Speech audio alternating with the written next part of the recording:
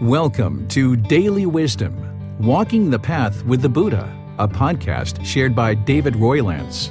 This podcast is dedicated to guiding you to completely eliminate the discontent mind and the suffering it causes by attaining enlightenment.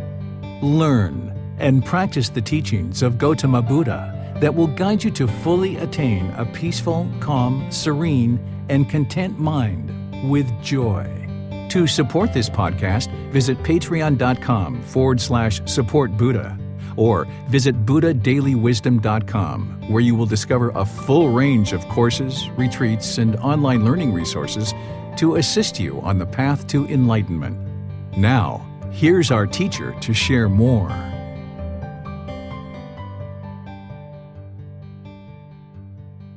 Sawadee Kap. Hello and welcome to Daily Wisdom, Walking the Path with the Buddha. Today is our group learning program, and we're in Chapter 3 of our book, Developing a Life Practice, The Path That Leads to Enlightenment. This chapter is titled Enlightenment. What is enlightenment? This is where I help you to understand the enlightened mental state that you're navigating your way to. In order to be able to make your way to enlightenment, you would need to know what it is. It's just like if you were interested in visiting a particular town, and your interest to go visit this town, if you know a bit about it, you will actually be able to decide whether or not you're interested in going to this town, and you'll be able to more easily navigate your way to it. And once you arrive, you'll know that you've actually arrived in this particular town. So that's what I'm going to do with helping you to understand enlightenment, so that the more you understand what enlightenment is, you can decide for yourself if this is a journey that you would like to go on. Then you'll be able to more easily navigate your way to enlightenment. And once you've arrived to where the mind is enlightened, you'll actually know that the mind is actually enlightened. So welcome to all of you, whether you're joining for the first time or you're joining regularly. This is the topic that we're going to be discussing in today's class. But first, I'm going to start with a meditation to be able to help you guys train your mind with meditation. The way that I do this is I ease into meditation with some chanting. Then I'm going to come in with some guidance. There's going to be a period of time where it's just quiet and we're just all meditating together. Then we'll come out of the meditation with some more chanting. And then that's where I'll start today's topic today. So if you'd like to join for meditation, maybe you take a position either seated, lying, standing. There's also a walking position as well. And then, as I mentioned, I'll be back in with the guidance after that. Arahang Samma Sambuddho Mahakawa Potang Mahakawanang Apiwate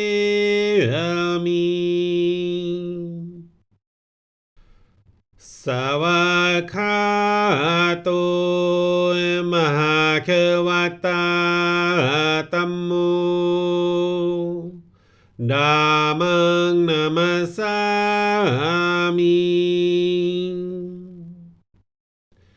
Supatipano Mahakavato Sawaka Sangho Sanghang Namami Namo Rasa Bhagavato Arahato Samma Sambuddhassa Namo Rasa Bhagavato Arahato Samma Sambuddhassa Namo Rasa Bhagavato Arahato Samma Sambuddhassa Iti piso Mahakawa Arahang Samma Sambuddho Vicacaranang Sammuno Sakatoro Kavito Anupero Purisa Dhamma สติสัตตาตาวามนุสนังพุทโธภาควาติ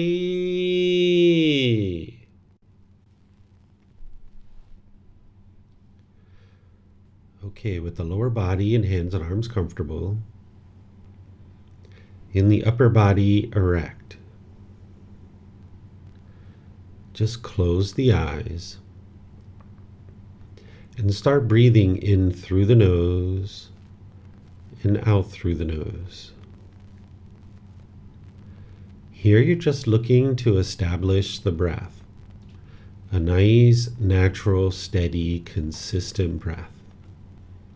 Not forced or controlled, just a gradual inhale through the nose, experiencing the full breath. And then whenever you're ready, exhale out through the nose. Breathing in and out. Breathing in and out. Your breath may not match up with the guidance that I'm providing, and that's okay. This is your practice. I'm just here for guidance. You can use this voice as a reminder that whenever you get to the next inhale, breathe in gradually through the nose, developing a nice, natural, steady, consistent breath. And then whenever you're ready, exhale out through the nose, experiencing the full breath. Breathing in and out.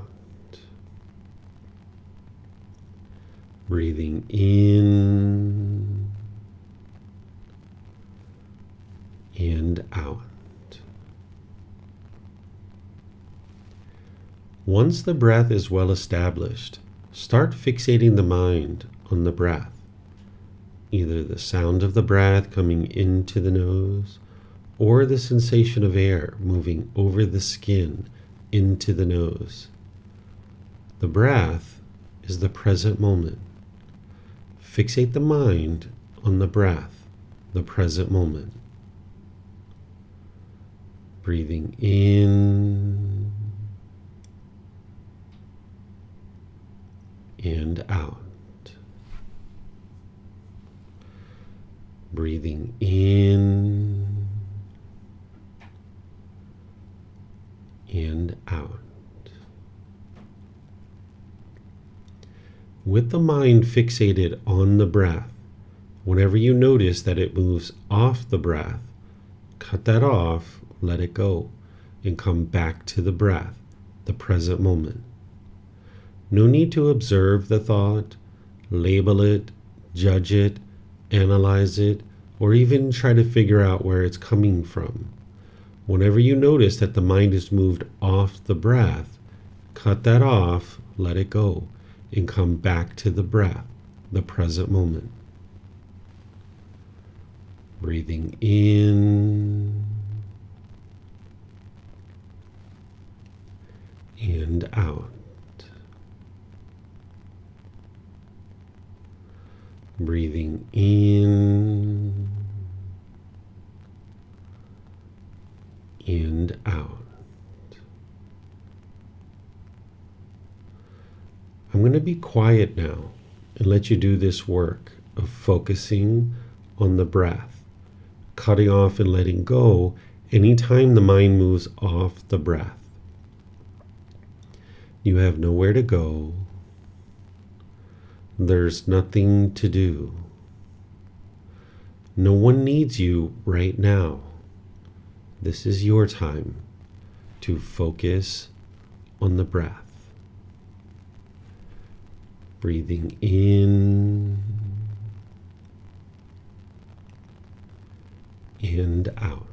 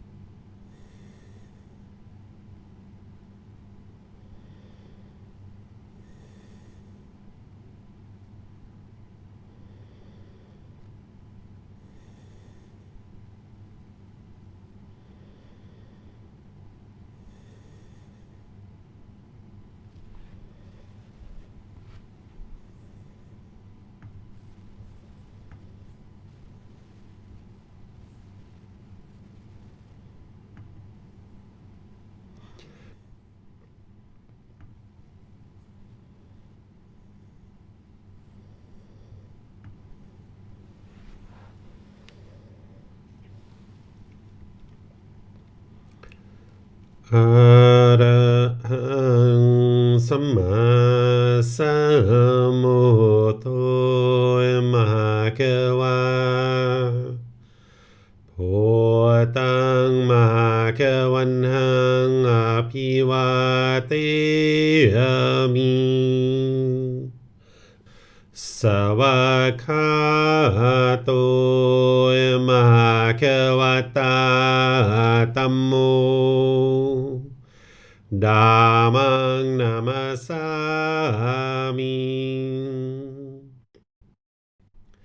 Supatipano Mahakavato Savaka Sangho Sanghang Namami Namo Arhasa Bhagavato Arahato Samma Sambuddhassa Namo Arhasa Bhagavato Arahato Samma Sambuddhassa Namo Arhasa Bhagavato Arahato Samma Sambuddhassa Iti piso Mahakawa Arahang Samma Sambuddho Vicacaranang Sammuno Sakato Rokavitu Anutero Purisa Namasati Satatava Manusanang Poto Bhagavati.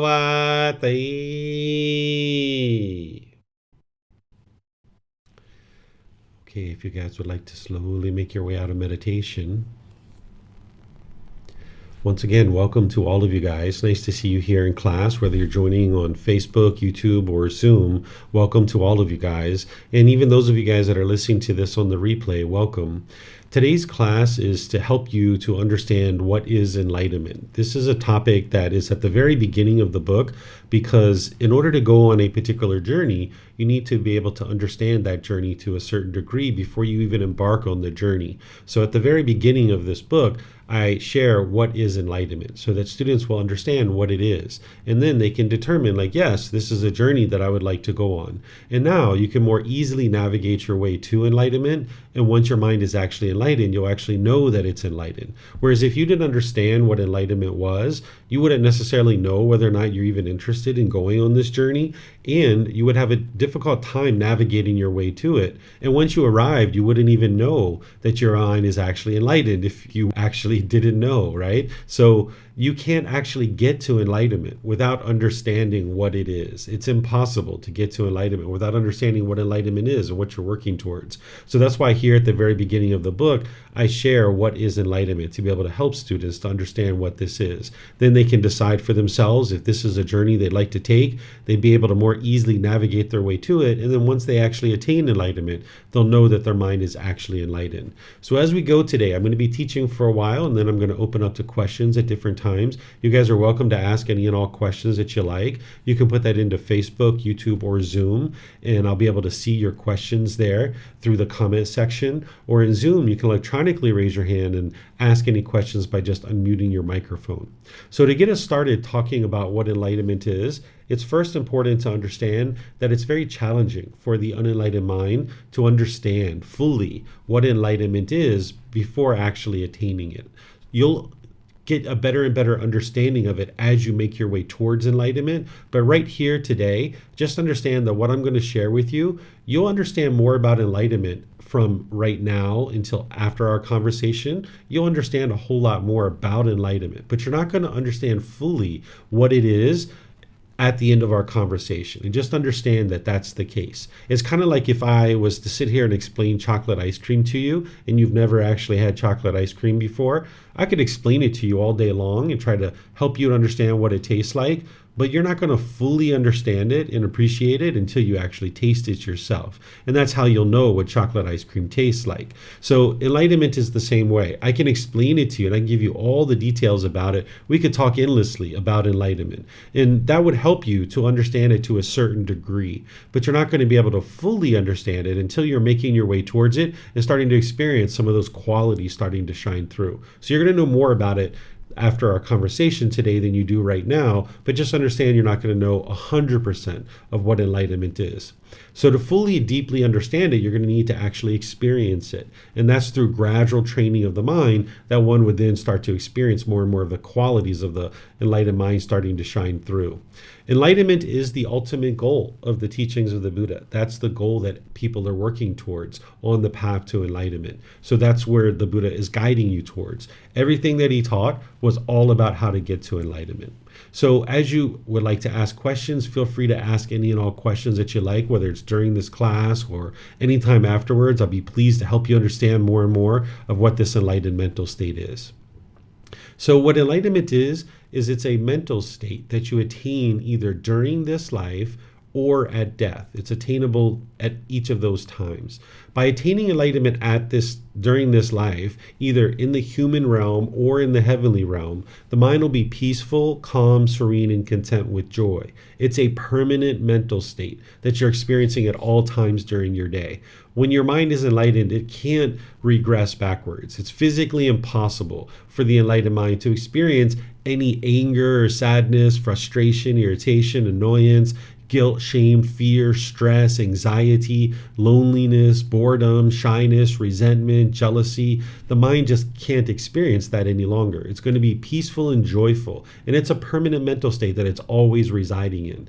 The mind will have eliminated all those discontent feelings. The mind will be concentrated, steady, unshakable. It's very stable. It doesn't matter what's going on in the world around you, your mind is unshakable. So even if somebody close to you who you deeply love and care for passed away, you wouldn't actually be sorrowful or grieve. We oftentimes think that the sorrow and the grief is coming from the love, but it's actually not coming from the love. You will be able to learn when we get to chapter 15 what is true love. And you'll be able to see that love doesn't actually cause sorrow and grief. It's the craving, it's the desire, it's the longing, it's the yearning, it's other conditions in the mind, it's certain pollutions in the mind that are causing those feelings. So it doesn't matter what's happening around you, your mind will be steady and stable and unshakable.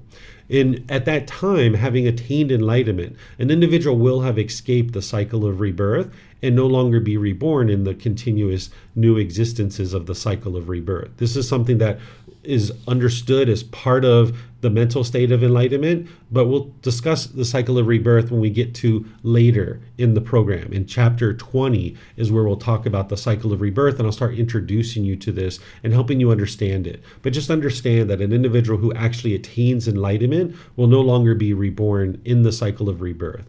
The Buddha doesn't describe once you get to enlightenment and die, he doesn't talk about what comes next. He actually specifically mentions it as an undeclared teaching. We know, and he shared, that if you don't get to enlightenment and you die, there's the cycle of rebirth, and you'll continue to be reborn, coming back into the world with opportunities to cultivate more and more wisdom. But if you don't get to, or if you do get to enlightenment, he left this as an undeclared teaching. He specifically calls it out. He says in one of his discourses, he says, remember what I taught. I taught this.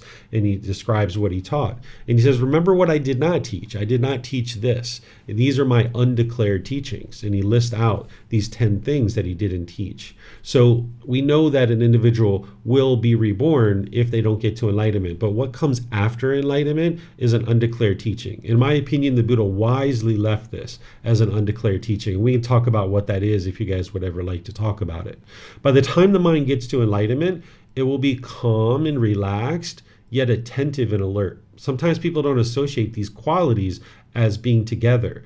Oftentimes people think calm and relaxed, that you're just kind of in a vegetative state, but that's not the case with the enlightened mind when it's in the middle. It's calm and relaxed, but yet it's attentive and alert. It's uplifted, it's bright, it's cheerful.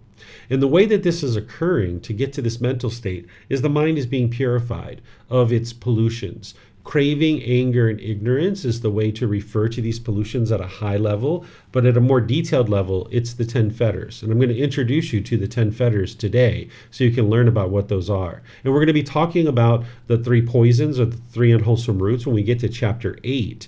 But now let me just give you kind of like a little introduction to these 3 poisons or these 3 unwholesome roots. This is what's plaguing the mind. The craving is the mind's longing, yearning. It's selfish desires, wanting things to be a certain way. And when the mind gets things the way you want, you get happy or excited or elated. But then when you don't get things the way you want, that's where the painful feelings come in. The anger, the sadness, the frustration, and other discontent feelings. You can independently verify this by thinking back to your childhood, that when you wanted chocolate and ice cream, you were longing and yearning for that. And when mommy and daddy gave that to you, you were so happy and so excited. But then when they didn't give you what you wanted, you might have gotten angry or frustrated or agitated or annoyed. So it's the craving, the desire, the attachment, the longing, the yearning, wanting things to be permanently a certain way, the expectations that is causing the mind to experience discontentedness. The mind is experiencing conditional pleasant feelings, painful feelings, and neither painful nor pleasant based in its cravings. We're going to talk about this more next week. And when the mind's not getting what it wants, it can move to this anger. This is where the unskillfulness can come in. The intentions, the speech, the actions can become very unskillful because the mind firmly believes that it's something external that is causing this anger to arise. And when you feel like your life partner, your children, your boss, your coworkers, your neighbors, people like this, maybe your parents or your brothers and sisters, when you firmly believe that they're the ones who are causing you to be angry, you might be unskillful in these situations. You might push people away. This is aversion, where you're pushing people away or you're pushing the situation away. Or you might be bitter and harsh and hostile through your intentions, your speech, and your actions. Or you might put your expectations on people and try to control people and get them to do things your way.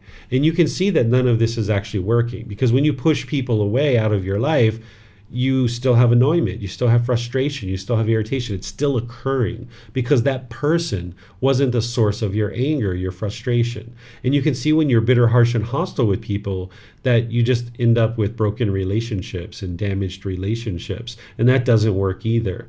And then there's these expectations that you might put on people where you're trying to control them to do things your way. And in this situation, the mind is going to continue to stay stuck in its discontentedness because it doesn't understand why it's actually experiencing this anger. The reason why it's experiencing this anger is because of craving. And as long as there's craving in the mind, then this anger is going to be arising. And where all of this is coming from is the ignorance or the unknowing of true reality, the lack of wisdom that the mind has. Now, some people call this ignorance, and that's why I still use that word, because if you have studied or you do study with someone else, you might see that they use this word ignorance.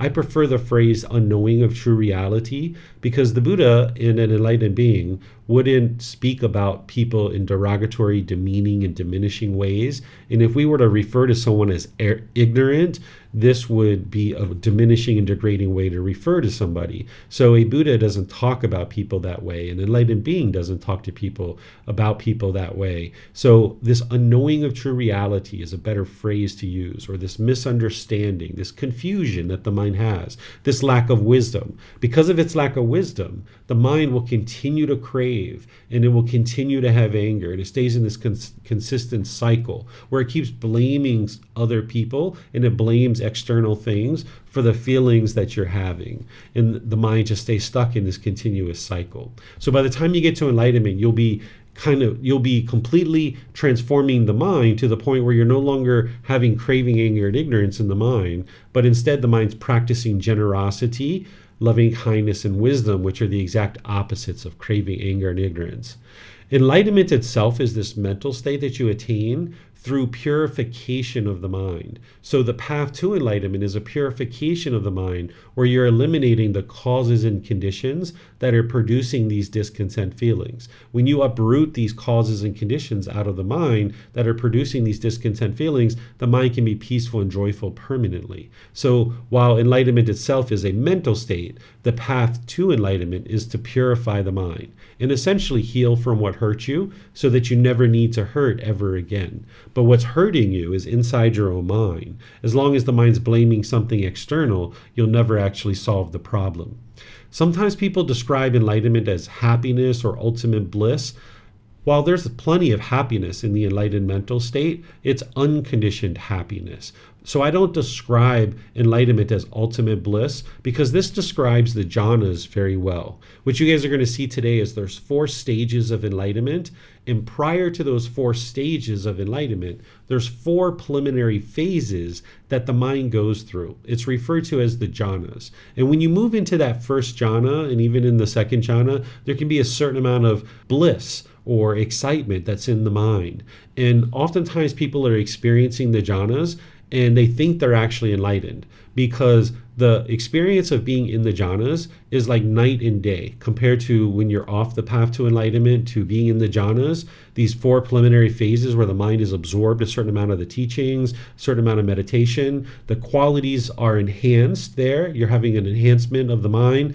Those qualities that you're experiencing in the jhanas, it's like night and day compared to when you're off the path to enlightenment to when you get into the jhanas. So there's some people that get into the jhanas and they're like, wow, they think they're actually enlightened because they don't understand what enlightenment is. That's why I'm spending time to help people to understand what it is. And this is where you might have somebody explain that enlightened beings still experience anger or sadness or frustration or irritation or annoyance or these other feelings. And this is because they're in the jhanas. They think they're enlightened. They're still experiencing anger and sorrow and sadness, and they think that enlightened beings actually experience this. But what they're actually experiencing is the jhanas, and that's where this ultimate bliss is in the mind. So an enlightened mind is beyond conditional experiences, conditional feelings. The mind is beyond this. It's no longer dwelling in these conditioned feelings. Whereas if it's sunny outside, you get happy. And if it's raining outside, you'll be sad or frustrated. Or if your bank account balance is here, you'll be happy. But if it goes down here, you'll be sad or frustrated or irritated. The enlightened mind is beyond all of that. It's not forming its inner feelings based on any conditions. And it's the same thing, this ultimate bliss, that the mind is beyond that. That's like too high up in the air. The mind is more in the middle. So if you're hearing people describe enlightenment as ultimate bliss, they're most likely describing the jhanas. And this is where someone might say that an enlightened being still experiences things like annoyance or irritation or frustration. But I can assure you that the enlightened mind doesn't experience any of those kinds of feelings. So this is what enlightenment is, and this is how I would describe it, that it's a mind that is peaceful, calm, serene, and content with joy. You're experiencing unconditioned happiness and joy, where the mind is bright and cheerful and uplifted. It's radiant, and it's a permanent mental state that you're always experiencing. So the teachings of the Buddha aren't about believing a bunch of things and then hoping something good happens when you die. It's about learning and growing and developing and cultivating wisdom to be able to get to peace and joy now in this lifetime. And you do this through the cultivation of wisdom so that you can eradicate that ignorance or unknowing of true reality. The advantages to getting to enlightenment is that the mind will be peaceful, calm, serene, and content with joy permanently. The mind will have a high degree of focus, concentration, clarity of mind, and this deep memory, because the mind's performing optimally by this point. When you have pollutions in your mind, you won't have that focus, concentration, memory, and clarity of mind. But when you uproot the pollutions out of the mind, you've tweaked the mind and you fine-tuned it. It's now performing optimally. So this is where you'll see the focus and concentration and the memory and the clarity of mind coming in. And then you also won't be experiencing these feelings that I mentioned: the sadness, anger, frustration, irritation, annoyance, guilt, shame, fears, stress, anxiety, loneliness, boredom, shyness, resentment, jealousy. All of these feelings and others are completely eliminated from the mind. So it's like you get back all this extra time in your day that you're not sitting around dwelling in these discontent feelings. You'll notice that you have deep wisdom about the path to enlightenment. In fact, this is what we mean when we say awakening to enlightenment, is that you've cultivated wisdom, that you've got to this wisdom through learning, examining, and investigating the teachings. You reflected on them to independently verify them, and then you practice them and integrating them into your life, and now you know the truth, and you've cultivated this wisdom, that now this wisdom is able to guide you in life. It's like upgrading the operating system in your mind, that your mind is maybe on this old archaic operating system, and now you need to upgrade it by cultivation of wisdom. And having done so, you'll be able to be polite, kind, friendly, respectful towards all beings. Now, right now, you might find that challenging. Because of those pollutions in the mind, you might find that you're impolite, unkind, unfriendly, and disrespectful in some situations. But by the time you get to enlightenment and you've purified the mind, you'll be able to be polite, kind, friendly, respectful to everybody and anybody. The mind will be completely respectful. It won't have this disgruntledness and this resentment towards others. And you won't be causing harm to other beings in the world. And because of this, your personal and professional relationships will really blossom. They will be conducted with ease. That you won't have this bitterness and hostility and harshness in your relationships anymore. And since you're not putting that out, it won't be coming back to you. So you'll be able to experience this blossoming of your relationships, and everything will be at ease. You'll have all this harmony in your relationships. So these are the advantages of having gotten to enlightenment. The way that you get to enlightenment is by learning and developing on the path to enlightenment. And there are certain core teachings that you're going to need to know. And I teach you all of these as part of this group learning program, and much more as well. In fact, in the next few weeks, I'm going to be teaching you all of this entire column on this left side. The 3 universal truths, the 4 noble truths, the Eightfold Path, and the 5 precepts. You're going to be learning that over the next 3 to 4 weeks. So this is part of the foundational teachings that you need. And then when we get to chapter 14, I'll teach you the Brahma Viharas. I'm going to introduce you to the 10 fetters today, and then there's the 7 factors of enlightenment that you'll need to learn, and extensive meditation training. And there's other teachings beyond this to be able to actually get to enlightenment, but this is the core central teachings to be able to get started. This is where you would like to really get started, and that's why this group learning program introduces you to all of these and others as well. And remember, you're never believing the teachings. You're working to acquire wisdom through learning, reflecting, and practicing of all of these teachings. And that's what's going to lead to the awakening of the mind. So I'm going to pause here and see what questions you guys might have before we go further. Let me see if there's anything that you guys would like to ask by putting that into Facebook, YouTube, or Zoom, or you can raise your hand in Zoom and ask any questions that you like. Okay, I'm not seeing any questions anywhere. So what I'll do then is just keep on going. Now what I'm going to do is I'm going to introduce you to the 10 fetters, because this is what's underneath of all of this, that there's these 10 pollutions that the Buddha discovered. And all of his teachings in one way or another are working to help you eliminate these 10 fetters or these 10 pollutions. First, let's just talk about this word fetter. The Buddha referred to these as the 10 fetters because during his lifetime, if you were a criminal or a prisoner, they would attach a fetter around your ankle. This was a shackle and a chain and a ball. And essentially what they would do is they would have you out in this field, because they didn't have prison cells like the way we do now. We put people in jail or prison cells. But back in the old days, in ancient times, they would just kind of put this fetter on your ankle, and then you would just be in this field kind of roaming around and not being able to go very far because you have this shackle and a chain and a ball around your ankle. So when the Buddha describes these 10 individual pollutions, he discovers them and he realizes that this is keeping you trapped and confined in this unenlightened state. And it's through freeing yourself of these fetters that the mind becomes liberated and it becomes free. So that's why he refers to them as the fetters, because they're keeping the mind trapped in this unenlightened state, much like that prisoner. So there's the lower fetters and then there's the higher fetters. So I'll introduce you to some of these so that you understand what they are, because everything the Buddha is teaching is coming back to helping you to be able to eliminate these, whether it's the Eightfold Path or even the 5 precepts or the meditation training or anything and everything he's teaching. teaching, and one way or another is helping you to eliminate this. But he doesn't necessarily tell you that's what's going on, but you will discover that as you're making your way forward on the path to enlightenment. When you're first getting started, you're just focusing on the Eightfold Path and developing that, because that's what you really need to do for like the first 6 months, even a year. And then even beyond that, you're still tweaking the Eightfold Path as you're going forward in your life. But you really need to get your arms around the Eightfold Path at the very beginning, to the point where you understand it inside and out, backwards and forwards. That if somebody said to you, what is right intention, you'd be able to answer that easily, effortlessly. You might not be practicing it 100%, but you could answer what it is. Same thing about right speech, is that you'd like to get to the point where you just know that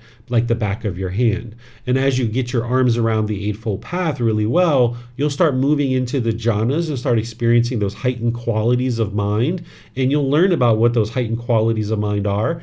And then at that point, that's where you start pivoting and you start focusing on the 10 fetters directly. There's actual classes that I teach. There's an entire retreat where I spend an hour to an hour and a half on each one of these fetters, where I explain to you what it is, the symptoms of it, how to eliminate it, and how to know that you've actually eliminated it. But that kind of content wouldn't be useful to you until you first have learned the Eightfold Path and you've got that well underway. So that's why it's important to help to develop that aspect of your practice first before you move into a retreat where you're learning each individual fetter like I just mentioned. But today I can at least introduce you to these so that you'll understand kind of what's at play here, and that everything else that you're learning is to help you eliminate these. And then in the future, you'll be able to look at these in more detail to be able to understand what they are, how to know the symptoms of them when they're arising in your mind, how to actually eliminate them, and how to know that you've actually eliminated them.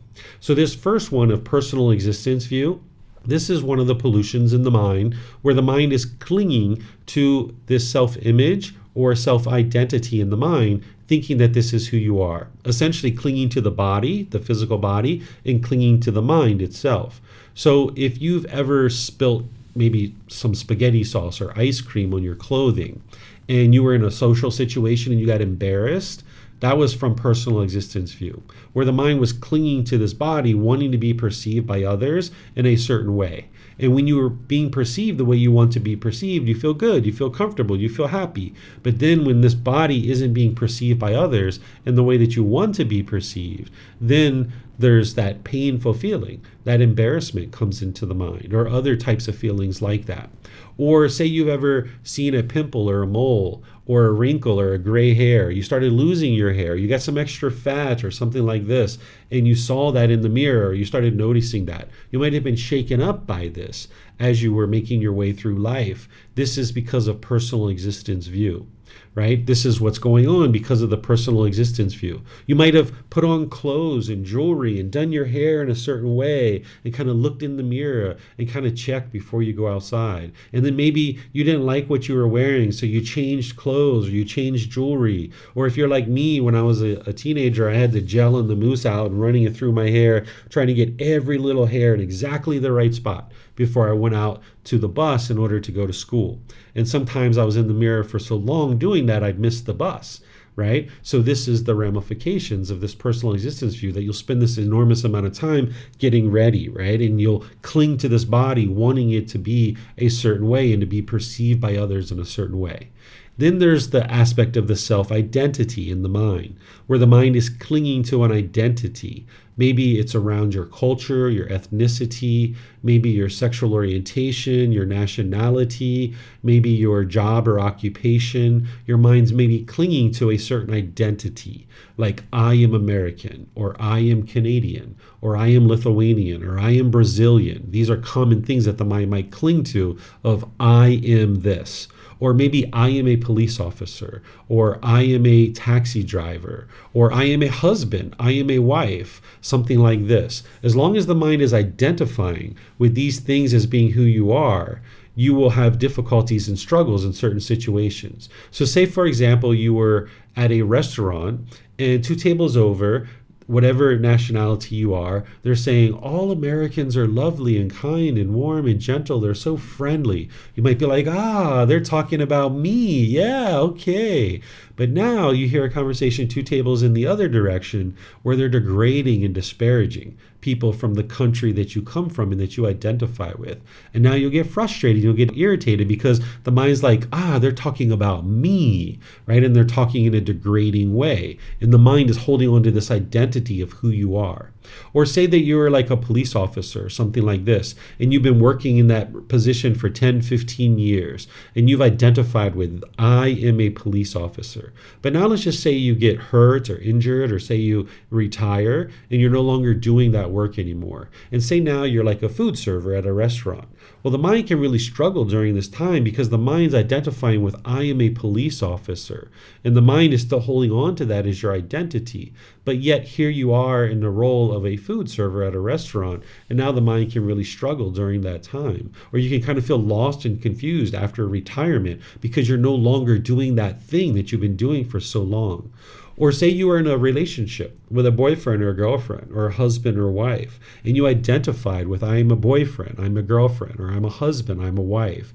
And now when you guys separated and now you are single, the mind doesn't identify that way. It doesn't identify with, I am single. So the mind might have been very uncomfortable during this period of time. And you might have felt like the way to solve that is to hurry up and get right back into another relationship. The mind thinks that's the way to solve the problem. But the real underlying cause of this problem is the personal existence view. So getting back into another relationship doesn't actually solve the problem because the mind is just trying to reassume that identity and hold on to it. So as long as you've got a personal existence view where you think that this body or this mind is who you are and you cling to these things, you'll be shaken up in all these different experiences. And these are just some examples. And you'll eventually get to the point where you learn about the universal truth of non-self, which is the solution to this. I'll be introducing this to you next weekend in our class. And then when we get to chapter 16 of the book, when we talk about chapter 16, I'll be explaining how to dissolve the ego. And we're going to go into a lot of detail about personal existence view and how to actually eliminate it. Then there's the fetter of doubt. What this is where someone doubts the teachings of the Buddha and their ability of them to attain enlightenment. You might have doubt in the Buddha, the teachings, the community, your teacher, or your own ability to attain enlightenment. This is a common thing that somebody comes to the path to enlightenment with. And if you have doubt, it's very normal, right? You haven't done anything wrong. It's just what the mind does, but it's going to hinder you from making progress on the path. So if someone doubts these things, like doubting the Buddha, the teachings, the community, your teacher, your own ability to get to enlightenment, you will be hindered in your ability to make progress. But you don't eliminate doubt through blind belief or faith. That's not the way that you actually eliminate it. The way that you eliminate your doubt is through investigation of the teachings, through study and examination of the teachings. Because if you examine the teachings close enough, you'll get to the point where you're seeing continuous progress to the condition of your mind in your life. And you'll get to the point where you'll have no doubt that the Buddha lived, that these teachings are actually working because you can see them working. There's a community that you're part of where people are encouraging you and helping you along the journey. You'll have confidence in your teacher because you'll see the condition of your mind gradually improving, and you'll know that that's the person that's guided you and helped you in that journey. And you'll have confidence in your own ability to get to enlightenment because you'll see that you're actually doing it and you're seeing this progress. So by the time you get to the elimination of doubt, you won't be enlightened yet, but you'll have seen a significant amount of progress that you'll know that these teachings are leading to an improved condition of mind and an improved condition of your life. So you'll be able to continue to make your way towards enlightenment at that point. So you don't get rid of doubt through blind belief or faith. The Buddha said, come see for yourself. Come examine my teachings. Come investigate them. He never said, just believe me. And the way that you get rid of this doubt is through that examination and that investigation. Because the Buddha knew that if you investigated his teachings close enough, you'll be able to see that they actually work, that they're the truth. And that's why you're learning, you're reflecting to independently verify, and then you're practicing and integrating the teachings into your life. So if you have doubt, that's very normal. And what I would suggest that you do is you harness this doubt, that you harness it to turn it into an inquisitive mind. Maybe you say to yourself, yeah, I do doubt the teachings of the Buddha. I don't know if they work or not. Maybe that's what you're saying. I don't have that doubt. But maybe that's what you're saying is like, I don't know whether they actually lead to enlightenment or not. So you know what? I'm going to roll up my sleeves. I'm going to sink my teeth in and I'm going to figure out what these teachings are and whether or not they lead to enlightenment or not. Because if you sink your teeth into them close enough, you'll be able to see that they actually work. So harness this doubt. Turn it into an inquisitive mind. Acknowledge it. Yeah, you do have doubt. And now turn it into an inquisitive mind. And the way you get rid of it is through examining the teachings and seeing the real progress by actually doing the work and seeing the improvement to the condition of the mind.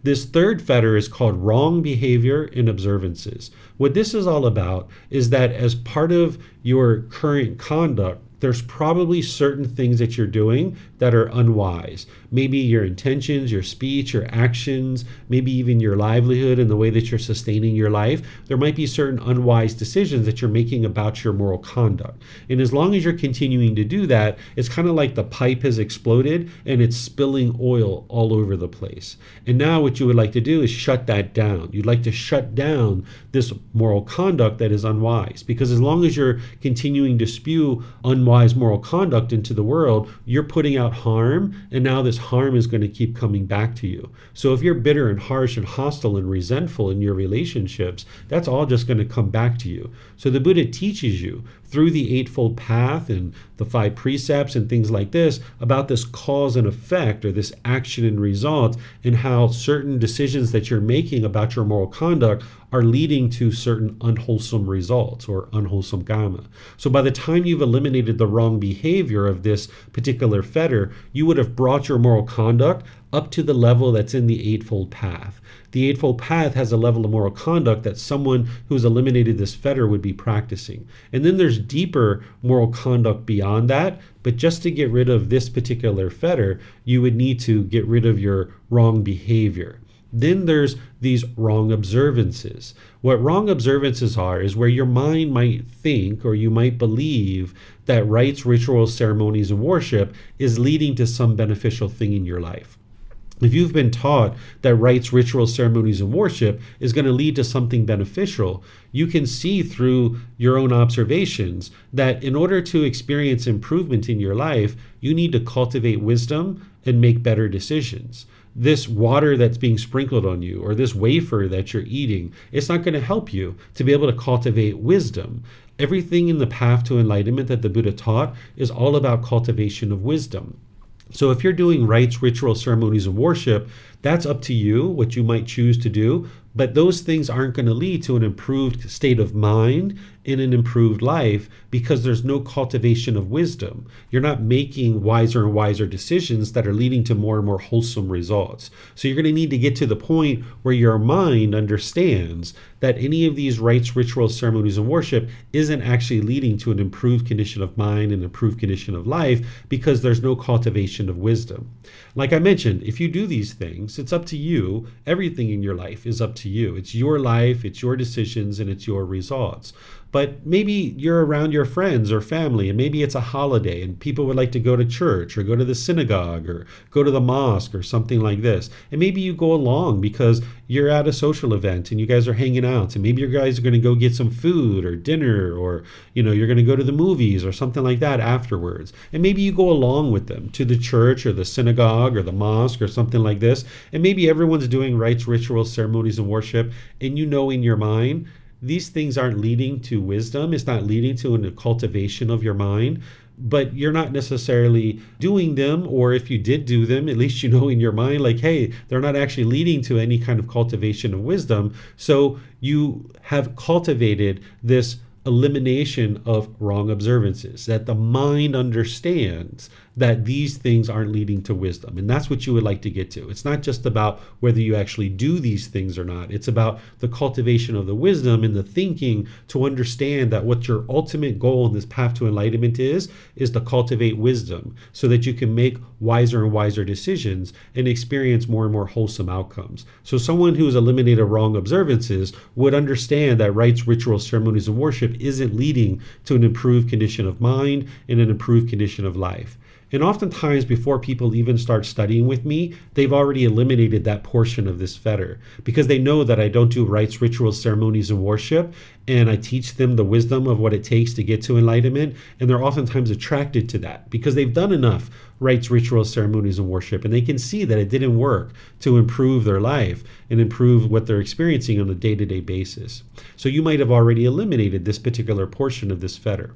Then there's sensual desire and ill will, which you guys are going to learn plenty about as we go forward in this journey. So I'm not going to necessarily talk about that in much detail today unless you guys have questions.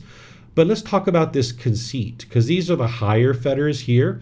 This conceit is like the arrogance, the pride, the judging, the measuring and comparing, putting yourself above others or putting yourself below others. This is like the mind thinking that you're superior to others. This is the arrogance, the boastfulness, the pride, the measuring and comparing. As long as your mind's doing that, it's not going to experience enlightenment. And there's actually tools and techniques to eliminate this out of the mind. And we're going to be discussing this as part of chapter 16. This is part of the ego.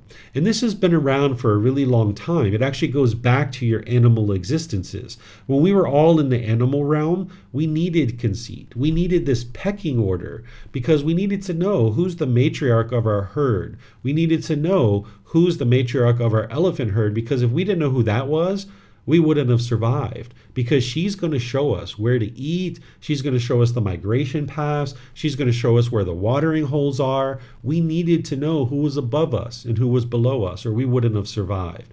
But when we come into this human world, we don't need the conceit. We don't need to have a pecking order. And this is where, if you've been in a social situation, if your mind was constantly trying to figure out who's above you and who's below you, your mind was probably very confused and very muddled. And you can get rid of this. Or maybe in some situations you talk down to people, and in other situations you talk up to people, and you're maybe nervous when you're around your boss or maybe a celebrity or a politician. You might be shaken up and nervous. This is because of the conceit. You might even be judging yourself. You might be looking at yourself in degrading and negative ways and talking down to yourself. And you would like to get rid of this conceit, and there's certain tools and techniques that you can apply to get rid of it.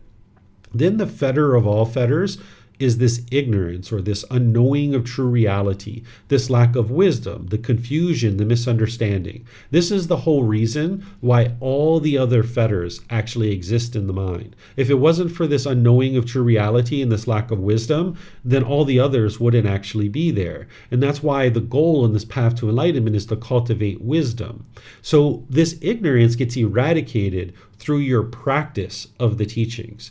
There is a certain intellectual pursuit as part of your journey to enlightenment, where you're reading books, you're watching videos, you're doing things like that, you're consulting with a teacher. You need to intellectually learn and understand what the teachings are. That's your examination and your investigation.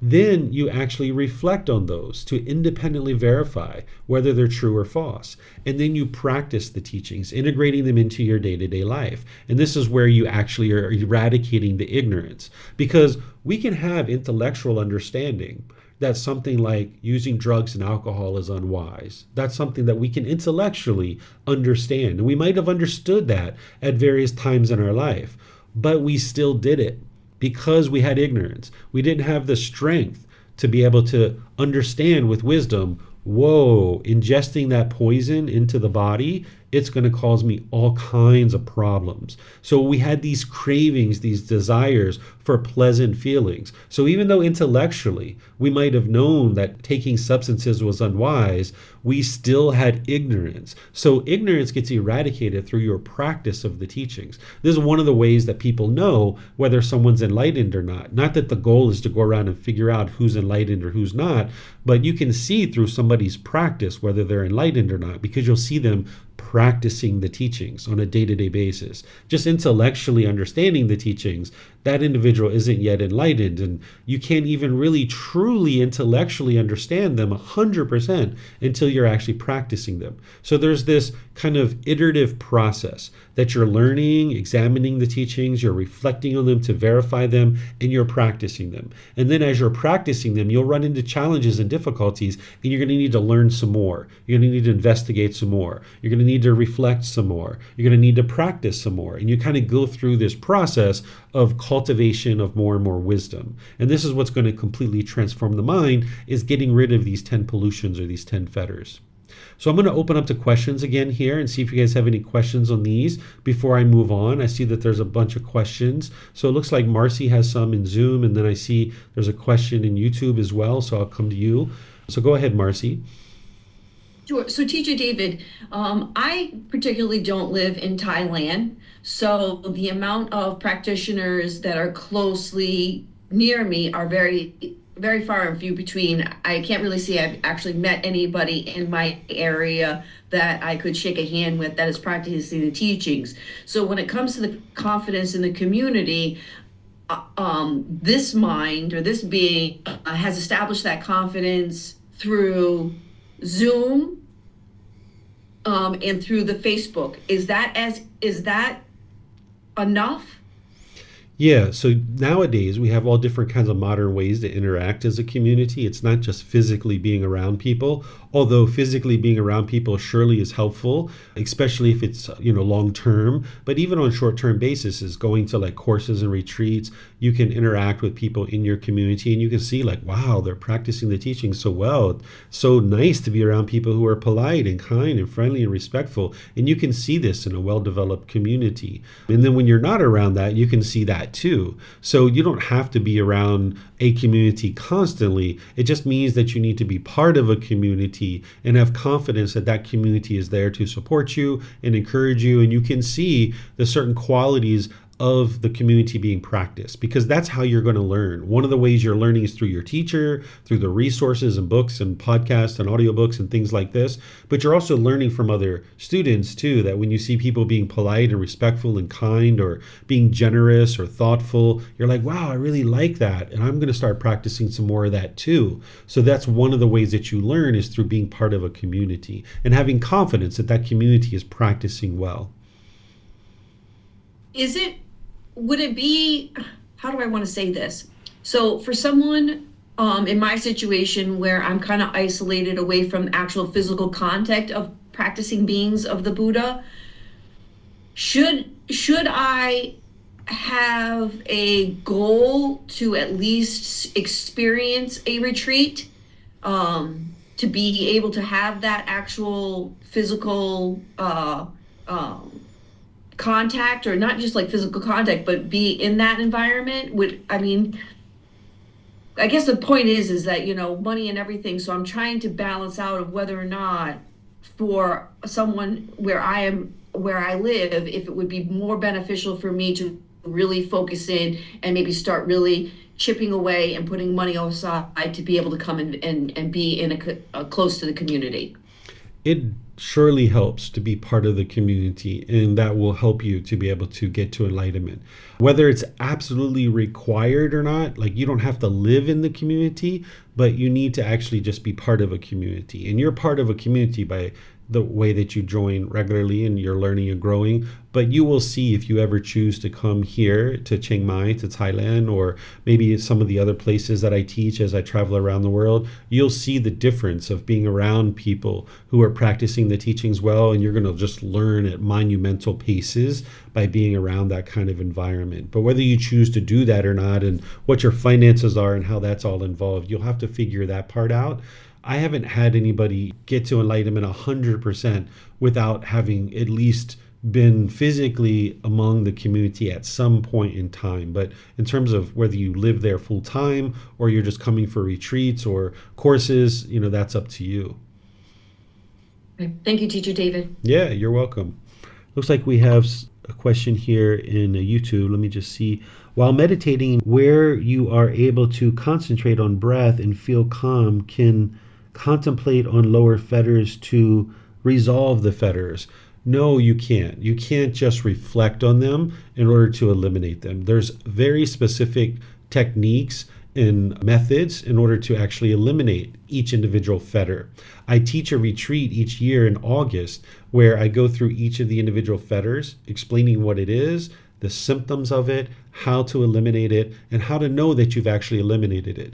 This is one of the biggest misunderstandings in the path to enlightenment, is some people think you can just sit and meditate your way to enlightenment or reflect your way to enlightenment. This is one of the biggest myths about the life story of the Buddha, that people think that he sat under a tree, he meditated and got to enlightenment. This isn't actually true.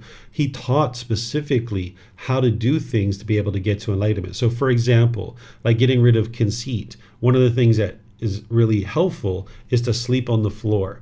And this is something that you need to do outside of meditation, is put your mattress on the floor or put your bed very low. These are things that you need to be able to do. And there's all host of other things besides just meditation. So you wouldn't be able to just meditate or reflect and be able to wear away the fetters. It's not possible. You need to actually know what they are, know what the symptoms of them are. There's actually proactive techniques to eliminate them. And then actually in the moment when these fetters are arising, there's certain techniques that you need to actually eliminate them from the mind at that point when they're actually arising. And then you need to know how to know that they've actually been eliminated. Okay. So that looks like all the questions we've got so far. Okay, so now that you're starting to at least understand the fetters to a certain degree, let's talk about how one moves to enlightenment through elimination of these fetters. So like I mentioned, it's the Eightfold Path that you're developing as a foundational teaching, and that's why I taught that at the beginning of the program. And then over the next 2 Sundays, I'm going to be teaching the Eightfold Path again, essentially, so that you can learn that thoroughly. Because once you've got your Eightfold Path really well developed over multiple months, then what you're going to start noticing is the mind's experiencing the jhanas. And now as the mind's experiencing the jhanas, there's these heightened qualities of mind that you're experiencing. And then you start pivoting and you start focusing on these individual fetters individually. And now as you're focusing on these fetters, your mind's moving through the 4 stages of enlightenment. They're referred to as stream enterer, once returner, non-returner, and arahant. But today we might just refer to them as first, second, third, and fourth stage of enlightenment. But these names do have an understanding behind them. So like the first stage of enlightenment, we refer to it as a stream enterer. And the reason why is because just like the log enters the stream and it's going to eventually get to the ocean, the same thing is true about this first stage of enlightenment. That once somebody attains the first stage of enlightenment, they will get to enlightenment. It's just a matter of time. Either in this life or some future life, not more than 7, they will get to enlightenment in this particular time frame. And then the second stage of enlightenment is referred to as a once returner. The reason why is because if you die in that stage of enlightenment, you will come back into the world, in the human realm, one more time, and you will get to enlightenment in that existence. Then there's something called a non-returner. If you die in that stage of enlightenment, you will be reborn into the heavenly world, and from there you will get to enlightenment. You don't return back to the human world. And then there's something called an arahant. This is where the mind is actually enlightened. And then there's something that I'll talk to you about and help you to understand what is an actual Buddha. So the first stage of enlightenment is attained through eliminating the first 3 fetters. There's other things that the mind needs to learn and grow and develop in order to be able to get into that first stage of enlightenment. But the 3 main criteria is that it's eliminated these personal existence view, doubt, and wrong behavior and observances. And that's why I talk to you about those in this class more thoroughly, because those are the ones that someone's focusing on at the very beginning of their journey to enlightenment. So this is where someone has eliminated the first 3 fetters, they're moving into that first stage of enlightenment. And there's certain teachings that you need that are going to support you and help you get to that first stage of enlightenment. One of the ways you might think about the first stage of enlightenment is it's kind of like getting to base camp at Mount Everest. That once you get to base camp at Mount Everest, you're going to try to make your way to the summit. And from that base camp at Mount Everest, you've already done a lot of preliminary research. You've already gotten a certain equipment and knowledge and wisdom that you've got everything you need at that point to get to the summit, but you just haven't done it yet. Right? So the first stage of enlightenment is kind of that way, that there's all these preliminary things that you need to be doing in order to cultivate enough wisdom to be able to get to this first stage of enlightenment. You don't just stumble your way into the first stage of enlightenment. You've intentionally made your way to that. And then once you get to that first stage of enlightenment, it's really pivotal because there's no regression backwards from that point forward. Once you get to the first stage of enlightenment, your mind won't regress. Whereas if you're in the jhanas, those enhanced qualities of mind, and you got complacent, your mind could actually regress backwards. But once you get into the first stage of enlightenment, there's no regression of your mind. You're firmly in that first stage of enlightenment. And as I mentioned, if you die, you'll come back into the human world no more than 7 times. Then there's the stage of once returner. This is the second stage of enlightenment, that you've already eliminated the first 3 fetters, and then you've thinned out number 4 and 5. So if you're noticing that you're not as interested in sex as you once were, this is because the central desire is starting to eliminate, that the mind doesn't have as much of that anymore. And you'll notice that the ill will start to dissipate as well. Like maybe when we were in our teens, we might have had a lot of anger, a lot of hostility, a lot of bitterness. And now as we've aged, as your central desire has maybe decreased, you might be noticing that your ill will is starting to decrease as well. So in this second stage of enlightenment, there still is central desire, there still is ill will, but it's significantly reduced and diminished. So some of you guys may have actually been a stream enter or once returner in your last life or your previous lives, and now this is your opportunity to get to enlightenment. You don't necessarily know that right now, but this is the first and second stage of enlightenment. Then if you've eliminated the 5 lower fetters, that's where the mind is now in the third stage of enlightenment, referred to as a non-returner. And by the way, in this first stage of enlightenment, you'll know that you're in this stage of enlightenment because you'll know that these fetters are eliminated, but also there's this significant diminishing of discontentedness. When you were off the path to enlightenment, you had a certain amount of anger and hostility in your mind and other discontent feelings. And then by the time you got to the first stage of enlightenment, there's this significant decrease that you'll notice that the discontentedness you experience is a mere fraction of what it once was. And then the same thing when you get to once returner, there's this diminishing of your discontentedness. That by the time you get to this third stage of enlightenment and having eliminated the 5 lower fetters, you're very rarely becoming discontent at this point. Maybe once every 2 months, once every 3 months, once every 6 months, you're having very infrequent situations of discontentedness, and they're very insignificant when they're occurring. In fact, other people might not even know that you're discontent because it's all internal within the mind. You might just feel uncomfortable. You might just be annoyed quietly, that there's no overt anger or frustration that's coming out. So here in this third stage of enlightenment, the mind can sometimes become complacent because there's so much peace and there's so much joy in the mind. And when it is becoming discontent, it's maybe 30 seconds or a minute or maybe 2 minutes. And the mind, you can snap the mind out of that and cut it off and let it go. So you need to be very vigilant and ensure that you continue to stay dedicated and determined in this third stage of enlightenment, because otherwise you can become complacent and you can just be hanging out there in that third stage of enlightenment. Because what you ultimately like to do is get to this fourth stage of enlightenment where the mind is fully purified, where all the 10 fetters have been completely eliminated from the mind. And in this stage of enlightenment, there's no discontentedness whatsoever. That for 1 year, 2 years, 3 years, you will notice that the mind's completely peaceful and completely joyful. There's no anger, there's no irritation, there's not even the slightest annoyment or the slightest irritation or the slightest uncomfortableness. Right now, you might even have dislike towards other beings, where you dislike people. Well, this is just coming from your own mind. This is the expectations that you have in your mind. You're expecting this person to be a certain way, and when they're not that way, you dislike them. It's not actually coming from them, it's coming from your own mind. So by the time you get to this fourth stage where the mind is actually enlightened and the mind's completely purified, you won't even have those kinds of situations where the mind is maybe disliking other people or having this irritation or annoyance. The mind is completely cheerful, completely bright. There's gladness in the mind at all times.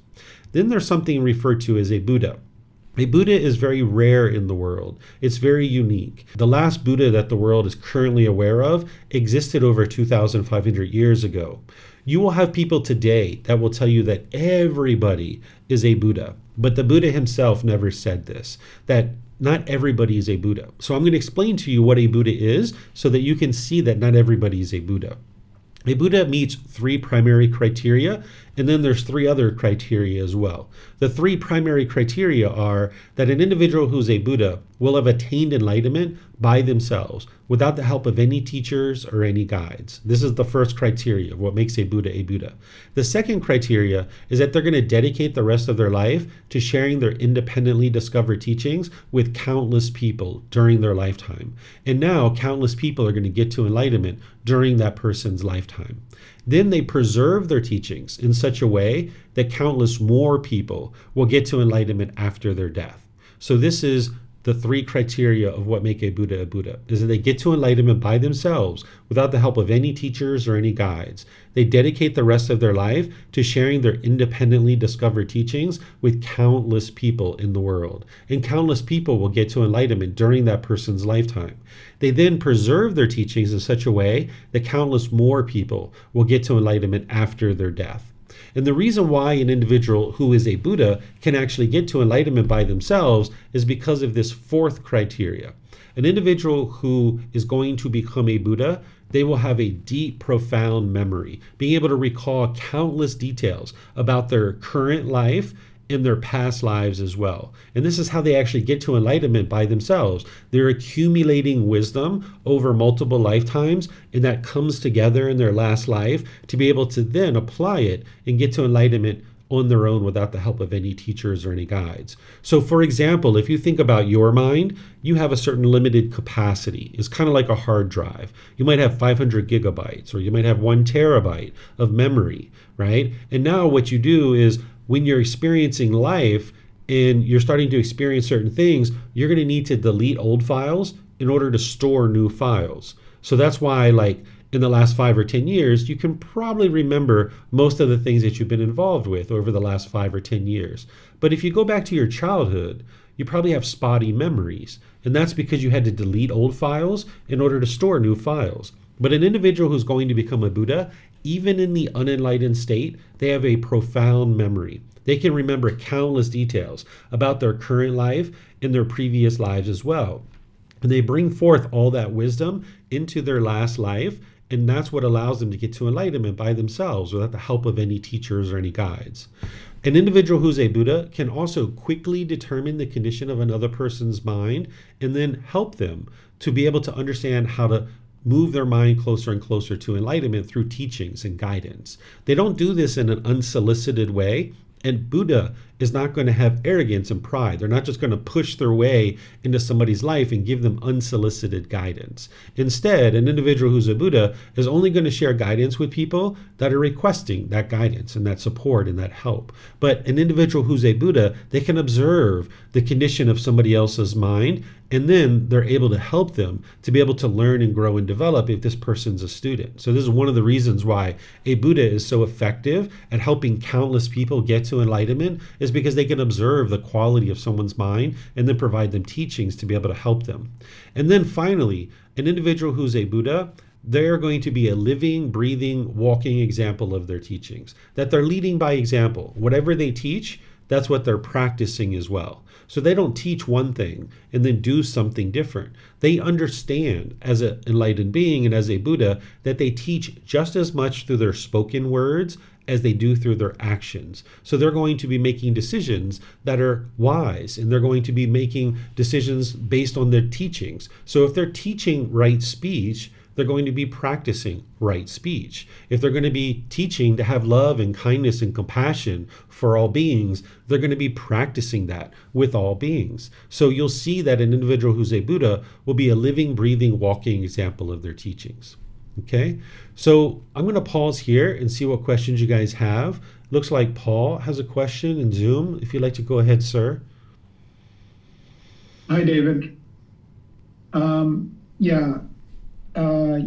What I wanted to try to find the words to say is that, when it comes to, everything we've talked about so far, you, like you say, you don't believe, you keep, it's okay to be skeptical and to prove to yourself that everything is true. But now we're talking again about rebirth and stages of enlightenment, and this idea of, coming back, after 7 lives, and the whole idea of rebirth, how do you get to prove that to yourself with a skeptical mind? Mm-hmm. It's pretty hard because there's no way you can actually, I think, prove it to yourself like you can with other teachings. Yeah, right now you don't have the wisdom of how to independently verify the cycle of rebirth. But as you progress forward, you can learn that. So if you'd like to look at it now, you surely can. If you go to volume 11, chapter 105, that's where I teach how to independently verify the cycle of rebirth. So volume 11, chapter 105.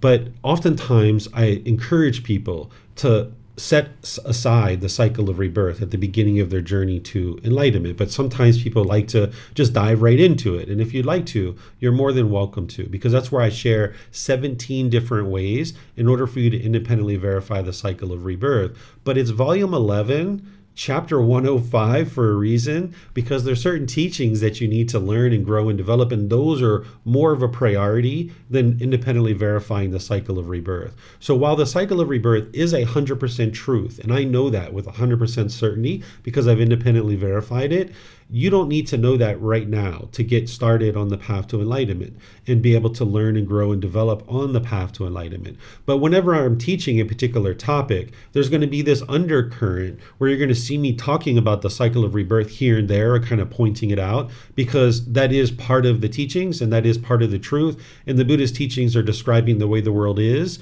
He's not explaining the way the world should be. That these 5 realms 100% exist, the cycle of rebirth 100% exists, but you just don't have that wisdom right now to be able to independently verify it. So I encourage people to just set it to the side. But when I'm talking about something like enlightenment, I need to be able to describe these things. And then at some point in the future, if you decide to independently verify the cycle of rebirth, you'll know, okay, now I understand how enlightenment fits into all of this with this cycle of rebirth. So if I didn't teach that to you, you wouldn't actually know that. Yeah, I it's kind of an obstacle for me because I know that ultimately there's no avoiding it. I can't say, well, I can live without that understanding, because you're saying that you must at some point, I don't want to say believe, but you have to prove it to yourself some point, or else you'll never attain enlightenment. And right now that's kind of like, it's a stumbling block for me, because I say there's no way I'm ever going to get to that point where I'm going to believe in rebirth, because it's just too off the wall, Yeah, I'm not interested in you believing in the cycle of rebirth either. I never believed in the cycle of rebirth. That's not what you would be interested in. But right now, you are believing that you only have one life. You don't have any evidence that you only have one life. The only thing is that you can't remember at this point in time your previous lives. But when you start training your mind and you start uplifting this pollution out of your mind, if you start having vivid memories of your past lives, you'll know that the cycle of rebirth is true. But you'll never get to that elimination of the pollution of mind if you put the cycle of rebirth in front of the Four Noble Truths, the Eightfold Path, the meditation training, and all these other things that you need to learn. So that's why I suggest for people to set aside the cycle of rebirth. But right now, there's plenty of people in the world that are only believing that they have one life. And it's really unfortunate, because in some cases, this leads to committing suicide. If people think that, gosh, my life is so miserable, it's so horrible, the way to escape this is to kill myself. And they don't realize that doesn't solve the problem. You're just coming back into the world over and over again. And I think you've been in classes where I've given a couple of little things. Maybe you haven't.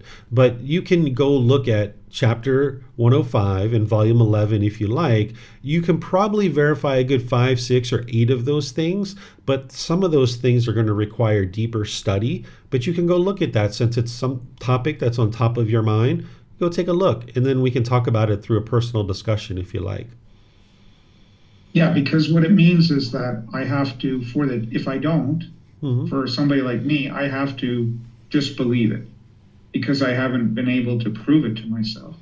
No. And I know you're saying you can't believe it, you have to prove it to yourself. But when we have these talks, you bring this up, and it bugs me. Like it's like a stumbling block. I want to move forward, but I'm having to take your word for it is a better word. I have to take your word for it. I'm not believing it, but I'm taking your word for it in the short term until I get to a point where I've, proven it to myself. Yeah. And it's tough. It's hard to get past that for me. Yeah, I suggest you go look at chapter 105 and volume 11, but what I encourage people to do is just set it aside. You're not believing me. You're not doing any of that stuff. You're just like, okay, I see what David's saying. He's saying that you can get to enlightenment in this life or at death. You can get to enlightenment in the human realm. You can get to enlightenment in the heavenly realm. He's teaching, about this rebirth. Okay, I see what he's teaching, but now I'm going to focus on the Four Noble Truths, the Eightfold Path, the 5 precepts, the meditation training, and things like this. But for some people, and you sound like one of them, this is just such a hot button issue. It just makes sense for you to go read about the cycle of rebirth in volume 11. But you're probably not going to walk away from that reading having convinced yourself that the cycle of rebirth is true. It's going to probably take a lot of study and a lot of reading and a lot of looking around the world and able to independently verify it for yourself. So it's not like the universal truth of impermanence that I can teach it to you in 3 minutes and then within another 2 or 3 minutes you can independently verify it and you know that it's true. Even though you go and you look at this chapter, don't have the expectation that when you're done reading it that you're going to have independently verified the cycle of rebirth, because there's 17 things there to be able to independently verify. Okay, thank you. You're welcome. Okay, it looks like Kristen has a question. Go ahead, ma'am. Hi, thank you, Teacher David. I just had a sort of an experience this week where I was leaving. I was in the car and I was, leaving a parking lot and taking a route that I usually take a few times a week, and decided on this particular day that I wasn't going to do what I usually do, which is try to bypass all the traffic and, not necessarily like wait in the line of traffic, but I'll kind of go around it and then scoot into traffic, if that makes sense. This particular day, I decided, you know what, I'm not going to add any extra anxiety. I'm just going to pull out into traffic and stay in that line of traffic until I get onto the highway, which is, it's like a little, it's hard for me to do that because I'm like, I hate waiting, right? So, but this day I decided, you know what, I'm going to just practice and do something a little different and just try to be patient and just be in the impermanence. So as I'm driving, I noticed that there was a car trying to come out into traffic and no one's letting this man in. And my immediate thought was, well, I'm not going to let him in either. I'm just going to why should I let him in? No one else is letting him in. And then there was this moment of, well, why shouldn't I? Why shouldn't I be that person to let this person in?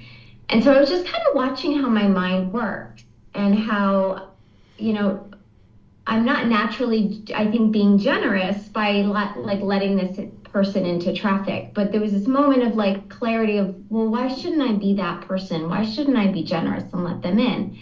And so I let the person in. And so now I'm continuing in this line of traffic. And then suddenly I didn't mind being in the traffic. It was oh, this is actually fine. And I'm just taking my time getting to the next place. And I finally get there and noticed that there was an accident, which was causing all this traffic. And it wasn't about trying to bypass it or, getting to the next place. It was just sort of being in that moment and traveling and just kind of being okay there. And it was just kind of a nice moment. It was just trying something new and practicing some of these teachings just in a simple drive, which was just it was just a nice moment. And I just kind of wanted to share that. Sure. That's what it means to practice the teachings, right? You had that mindfulness where you were aware of the mind, and then you started practicing generosity, loving kindness, and your wisdom, and you see that it produced wholesome results for you.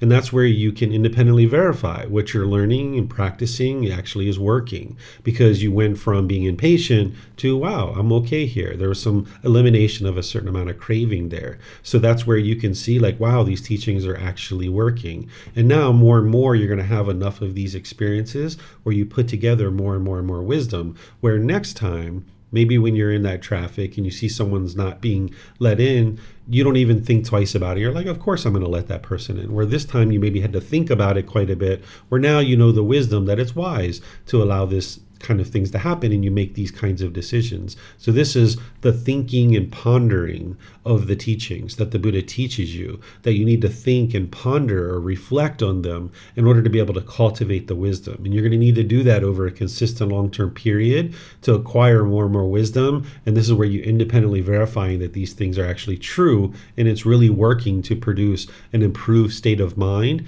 and an improved life. Yeah, and I did, and to even like notice that I was being sort of selfish by not letting that person in, like I would have just not even noticed that maybe about myself before. But just that like moment of, wait, why can't I? Of course I should, you know, it's just like, yeah, I want more of that, I guess. So I don't know. Thank you. Yeah, you're headed in the right direction. And one of the things I'll share here, I think you might have heard me say this before, is that someone who's on the path to enlightenment and someone who gets to enlightenment, they're not going to conform to what other people are doing. So being in that situation where you saw all these people weren't letting this guy in, you know, that's what the masses are going to do, because the mind's in the darkness, the mind's thinking selfishly, the mind's craving, right? But an individual who's on the path to enlightenment and a person who actually gets to enlightenment is going to think very differently than the people around them. They're not a follower. They're not a devotee. They're seeing for themselves like, wow, this is really wise. Let me do this, right? And now when you see other people doing things opposite, don't just conform to what the people around you are doing, because then you're going to just stay stuck in the darkness with them. You got to kind of rise above all of this. It's like that analogy. I don't know if you ever heard me talk about the lotus flower, that you need to rise above the murkiness of the world. Like a lotus flower grows through this murky water and then it blooms into this beautiful lotus flower. And that murky water is the world, that the world's full of this murkiness, and you'd like to grow this strong stalk, this strong practice, and bloom into a lotus flower. Not that you ever see yourself as being above other people, but you need to rise above the murkiness of the world and not conform to what other people are doing, because otherwise you just stay stuck in the darkness with them, feeling just as disgruntled and angry as everybody else. Okay, thank you. Yeah, you're welcome. Okay, we have another question on YouTube here. So is jhana not achieved through meditation only by removing fetters in the Eightfold Path? That's correct, that the jhanas aren't achieved just through meditation. This is one of the biggest myths that the world has. People think that the jhanas are only attained in meditation. People think that you're only experiencing the qualities of the jhanas during meditation. Some people think that it's only meditation that you need in order to get to enlightenment. This is all completely untrue. Even though you're not able to do this, let's just say you are meditating for 23 hours a day and you went out into the world for 1 hour a day and you were bitter, harsh, and hostile to people. You're not enlightened, right? So it doesn't matter how much of all of that meditation that you're doing, that you need to do a certain amount of it. But remember, it's the middle way. You need to balance all these things. So there's a certain amount of meditation that you surely need to do, but it's not just meditation that's going to lead to experiencing the jhanas and experiencing enlightenment. There's a whole entire path. If it was only meditation that you needed, then the Buddha would have just taught meditation, right? We wouldn't have 45 volumes of books that are this thick explaining all the different things that you need in order to be able to get to enlightenment. The Pali Canon's in 45 large volumes of books. So he's teaching you all the various components of the path. So if you're only meditating, you're only doing like 6% of the work. Because if you look at meditation and how it appears on the path to enlightenment, it's only about 6% of the path. But oftentimes people think it's 100% of the path. And this is why we don't have massive numbers of enlightened beings in the world, is because there's a certain amount of people out there that are just meditating, and that's all they're doing. They're not doing all the other work. It's kind of like in other environments, somebody might go to a building and they might pray and worship, and they think that that's all that it requires. And then they go out into the parking lot and they're bitter and harsh and hostile with people. So it's the same thing, is that some people are sitting around meditating, and then they're going out into the world, they're being bitter and harsh and hostile with people because they don't understand the full entire path to enlightenment. So there's more than just meditation that you need. And that's why over the next 2 Sundays, I'm going to be teaching the entire Eightfold Path, and that's the real foundation. But then there's teachings even beyond that. That's why the book series that I have is 13 books, and I have various courses and retreats that an individual will need to learn and grow and develop to be able to fully understand the wisdom that it takes to be able to get to enlightenment. Let me see if we have anything in Facebook. It looks like Mayu Lee has something. Just would like to share that the more you practice the teachings, it is possible to verify the cycle of rebirth in the 5 realms. The answer is yes, Mayu Lee. That as you learn and you practice, you're going to see the condition of your mind is improving. I know you and I have had plenty of talks, and you've seen all kinds of improvement to the condition of your mind in your life as well. And then at some point, when you get to that volume 11, chapter 105, that's where you'll see the 17 different things that I've listed of how to independently verify the cycle of rebirth. And you just make your way through that. And at that point, your mind's actually prepared, because by that point, somebody's been maybe learning with me for 1.5 to 2 years minimum by the time they get to that point. And then at that point, their mind has been prepared enough and they've had enough experiences to be able to independently verify this. Okay, it looks like Paul has another question. Go ahead, sir. Yes, David. First, I wanted to thank Christian for her story about driving in traffic, because I definitely can relate, and I have a lot of work to be done in that area, because I have a tendency, worst case, to actually try to stop people from jumping ahead, of the line. I actually try to stop them from doing that. And of course, that's a very bad behavior, but that's how bad it can be. It's not just enough to be, it's the goal should be, generosity and non-selfishness. But in my case, worst case, it could be that I'm trying to stop people from jumping ahead. And that, of course, is reckless and very negative, but it's the way I can behave, and I got a lot of work to do in that area. But my question is regarding the Buddha. Like, why do you teach what a Buddha is? Why do you emphasize even that? Because what's the difference between, I know the answer of what a Buddha is versus a fully enlightened person, but essentially there's no difference other than a fully enlightened person, probably such as yourself, is somebody who was taught by somebody else. Okay, but why do we care what a Buddha is? Because essentially a Buddha and a fully enlightened person are the same thing. And the second part of my question is, do you expect another Buddha to come along? Okay, so a Buddha and an enlightened being aren't the same thing. This is something that your mind is thinking right now, but they are very different. They're both enlightened, but the way that a Buddha functions versus the way an enlightened being functions, or how they got to enlightenment, is very unique and very different. How they function on a day-to-day basis, they're going to both be enlightened, but a Buddha is going to be fully, perfectly enlightened.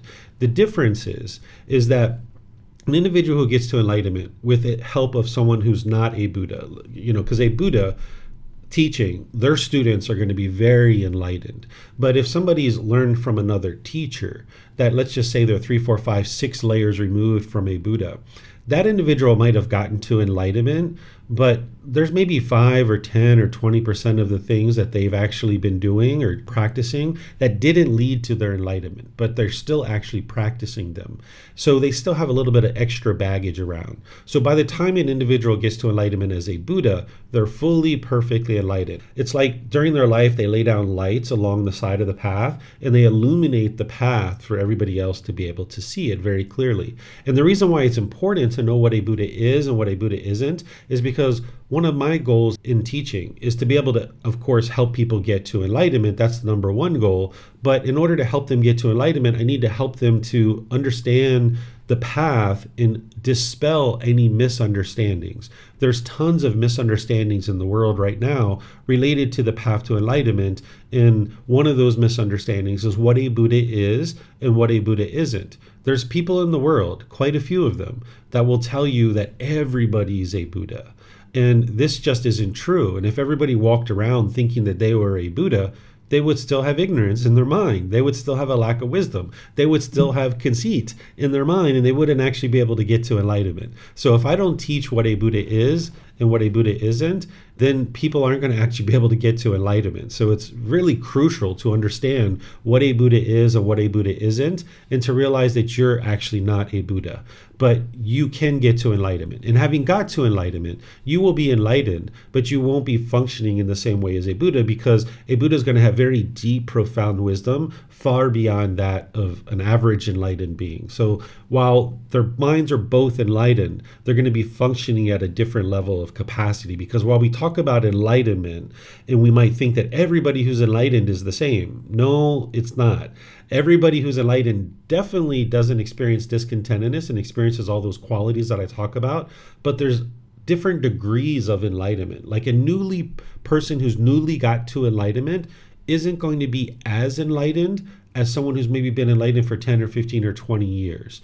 That person has continued to evolve and develop their mind. Even though they're enlightened, they've continued to cultivate their mind beyond that. So you'll see that with someone who's maybe newly enlightened, yes, they're enlightened, they're no longer experiencing discontentedness, but their wisdom isn't such as profound as someone like a Buddha, for example, or even someone who's been enlightened for an extended period of time.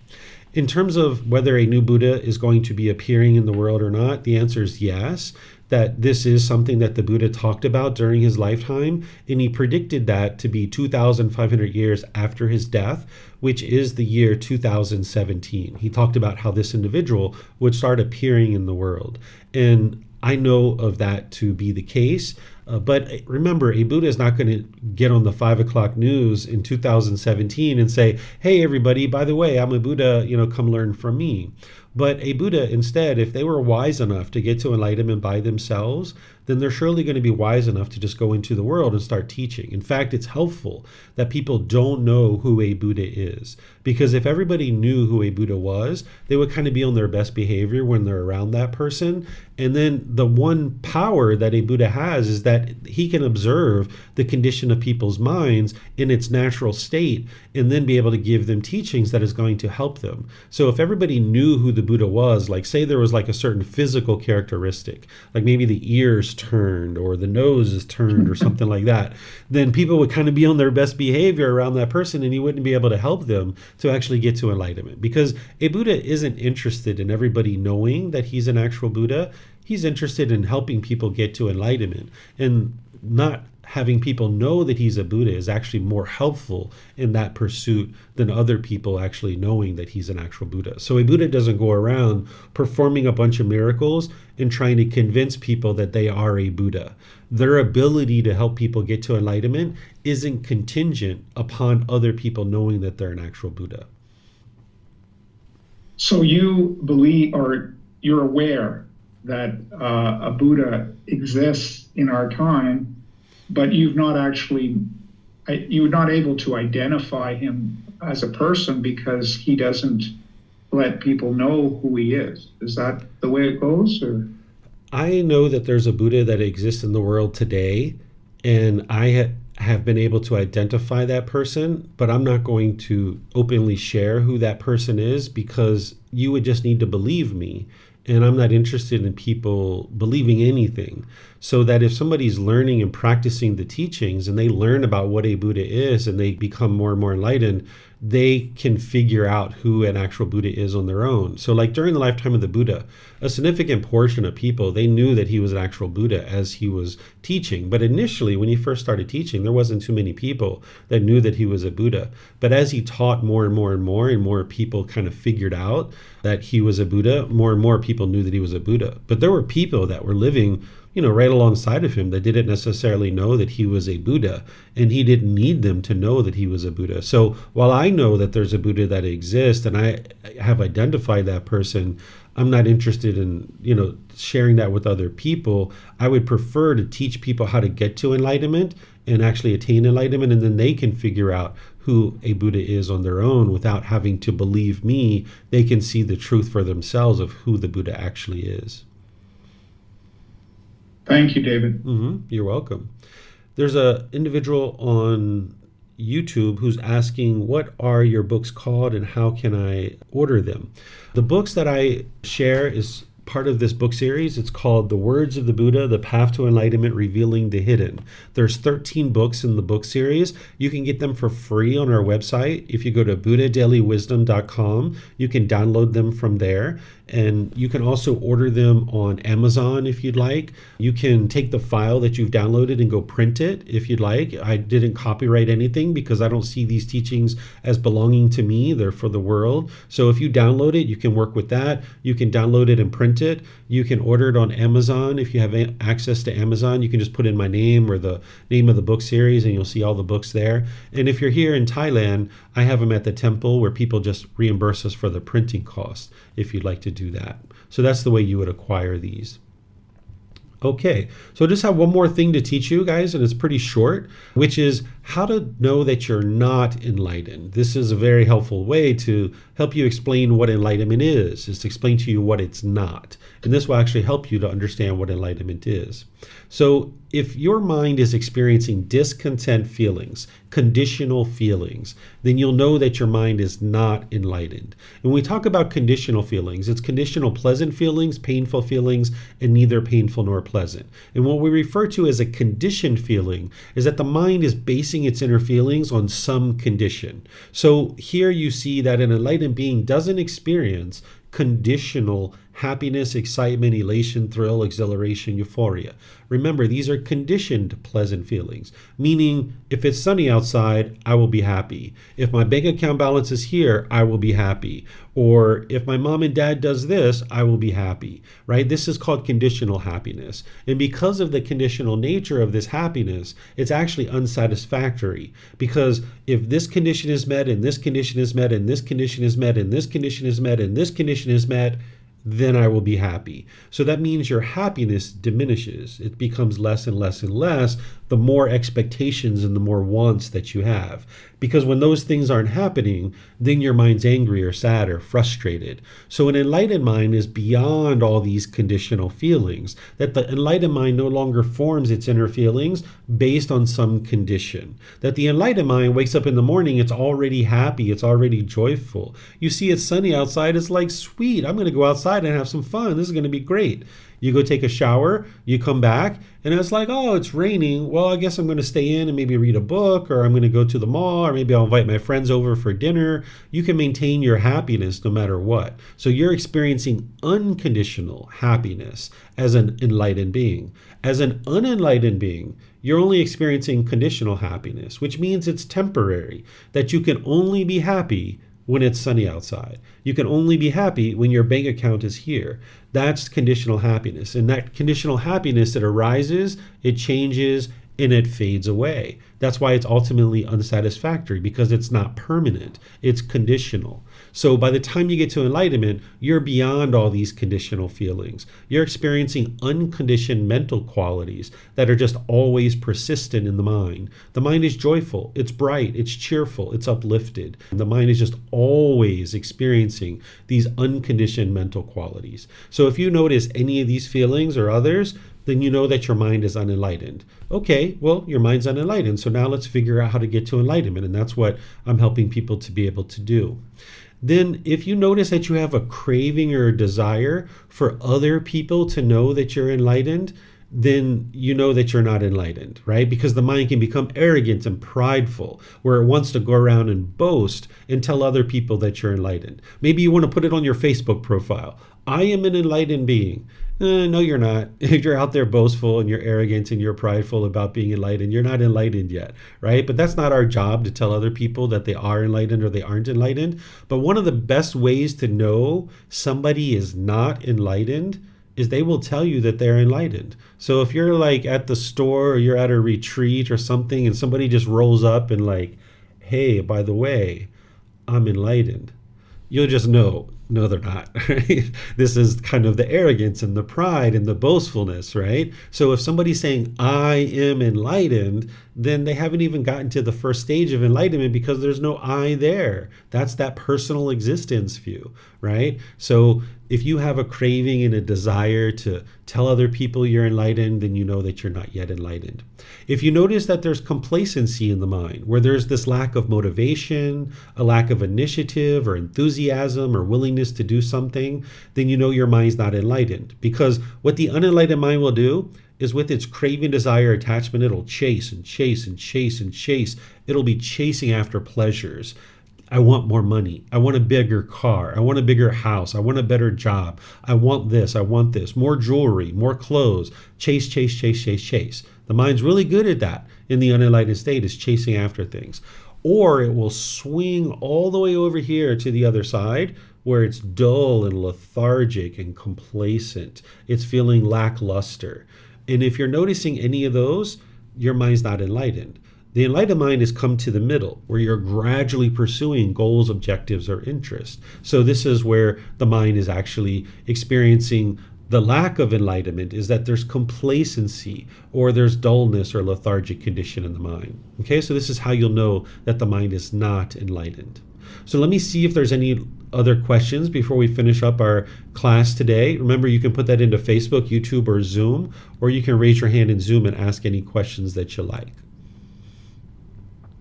Okay, I'm not seeing any questions anywhere. So what I'm going to do is just end class by thanking all of you guys for joining, whether you're in Facebook, YouTube, or Zoom, or whether you're actually listening to this on the replay. I appreciate you attending class today. And if you'd like to learn some more, you're more than welcome to attend these classes. I teach on Sunday, Wednesdays, and Saturdays at 9 a.m. Thai time and 9 p.m. Thai time as well. And in this program, the group learning program, we're using this first book as our guide. Every Sunday, I'm going chapter by chapter by chapter. So next week, we're going to be in chapter 4, which is titled The Four Noble Truths, Establishing Right View. This is where in 4 simple statements, you're going to be able to understand the problem in the mind, the cause of the problem, the elimination of it, and the path forward. I'm going to be guiding you guys through that in a way that you can learn, reflect, and practice. So thank you for your questions. Thank you for your interest to learn and grow. Thank you for your participation in class. And perhaps I'll see you guys in one of these future classes. Have a very lovely and wonderful rest of your day. We'll see you next time. Take care. Sawadee ka. Thank you for listening to this podcast. To provide support for this podcast, visit patreon.com/support Buddha. To access more teachings, visit buddhadailywisdom.com. There, you will discover a full range of courses, retreats, and online resources to assist you on the path to enlightenment. Remember to establish a daily, consistent meditation practice, along with learning and practicing these teachings. A well-developed meditation practice is the foundation in which to train the mind to attain enlightenment.